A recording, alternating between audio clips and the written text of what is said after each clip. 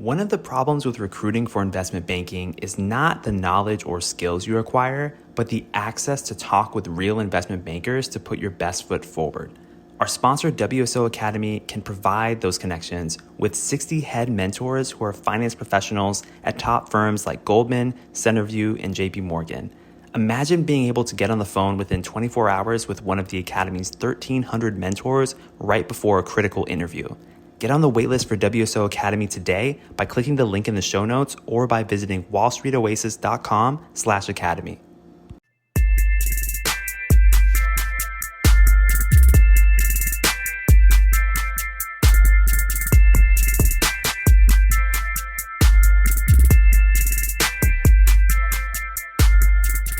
All right.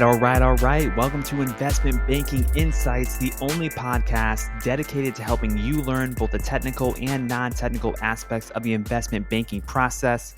Hello, my name is Alex Mason, and I am your host.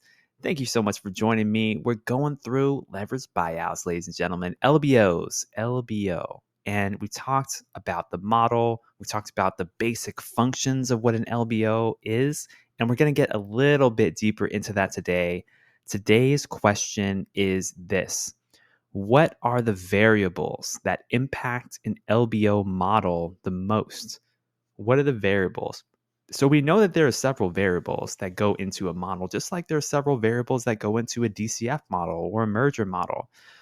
And fundamentally, there are different weightings that these variables have in terms of the impact that they have on the ultimate result, which, remember, just like any model, it's ultimately a valuation exercise, right? You're trying to understand what price you should pay for this business in order to get a certain level of return, or in a sense, understand the impact of cash flows in the future. So the things that we can look at first and foremost: multiples matter. Specifically, the purchase multiple and the exit multiple each have a big impact on the returns of your LBO model. And this makes sense when we think about it, right? If you buy an asset at a low multiple and you sell it at a high multiple, you can make a lot of money even if the business performance didn't really improve that much. I mean, think about it. If you go out there and you buy a business that's just like, I don't know, like a hot dog stand or something, and for whatever reason, you're able to purchase that hot dog stand for 1 times its annual earnings. So say the hot dog stand's earning $50,000 a year in net profits, you buy it for $50,000. But let's say that you're able to sell it right away for 2 times its earnings, and you sell it for $100,000.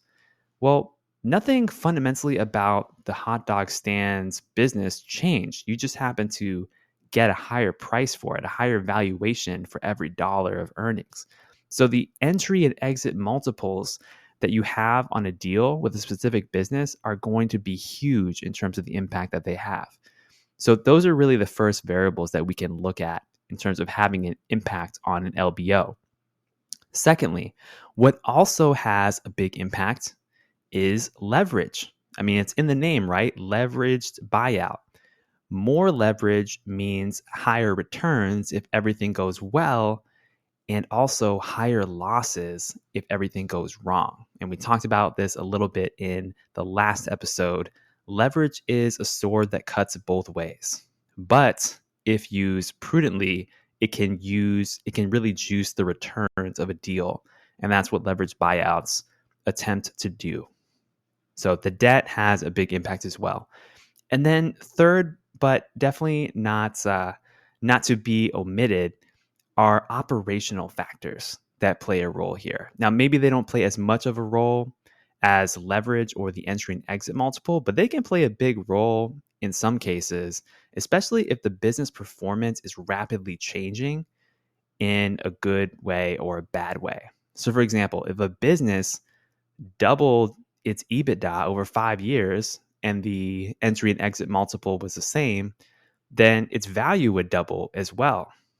So that's something that can happen too. If you have a vast rapidly growing business, then that's going to help you as far as from the investor perspective, the private equity firm perspective in this leveraged buyout.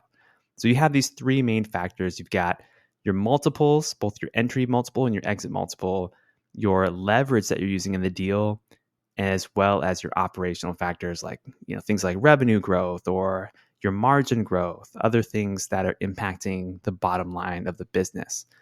And of course, I mean, there's other things too, right? Like what's your WACC? What's your weighted average cost of capital? What's your discount rates? What um, is there share dilution or buybacks or dividends? I mean, we can get into the minutia of all the different aspects of cash flowing into and out of a business for an LBO, but just from a broad perspective, these are some variables that you and I can look at. Okay? So that's what I got for you today here on Investment Banking Insights. I'm so grateful that you're listening. And yeah, if you want to show some love, just tap those ratings on Spotify or Apple, wherever you're listening. And I appreciate all the love. And I'll see you next time here on Investment Banking Insights. Have an incredible day.